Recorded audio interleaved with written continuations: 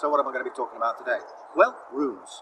A number of you have written in or sent texts asking about the runes. Before we get cracking on this, let me issue a warning to you. These are not toys and not to be played with lightly. There are two paths you can go on the runes. You could go academically or you could go esoterically.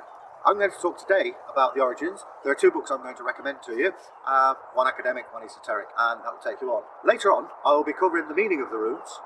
I'm doing 25 because we have the blank rune, which some of you would disagree with, well that's up to you, but I found it very useful. So, first of all, there are several different types of rune rows, or futhark as we call them. Futhark because the first few runes spell the word futhark, but due to linguistic differences, there are the 33 runes of the Northumbrian futhark, which is called futhark because that's what it's spelled. Brief history lesson. If we go back to ancient Greece and we look at their calligraphy, then we go to the Etruscans. Now, Rome, as you may or may not know, invaded the land of the Etruscans, and they got the intelligentsia out of that land, and some of them went north and took with them their alphabet. Now, if you can't read or write, then these letters would seem magical. It's up to you whether you believe they're magical or not. We have studied runes many years, and unfortunately it's got the blemish of the Nazis. However, they had a rune row that was formed in 1902 by Guido von List, and he went temporarily blind, he had a cataract operation, and in that time he said the runes came to him. It's called the Armenum rune row, and that's the one the Nazis used. I'm going to be talking about the elder futhark, as the name would infer. We are talking about an older rune row, as I say. So, as I say, there are two paths you can go by.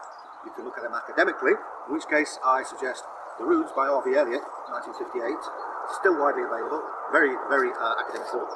For those of you who wish to go on the esoteric side, there's Tony Willis's book, The Runic Workbook. You can get it off Amazon and places like that.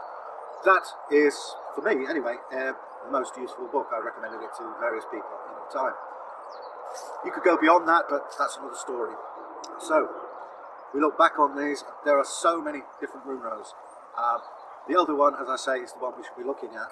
It's around about the 6th century it came into view.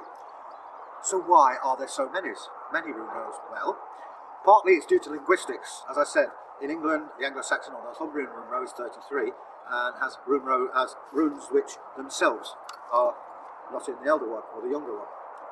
So what is a rune? If you look in the dictionary, the word rune comes out as whispered secret, and the knowledge they convey is secret.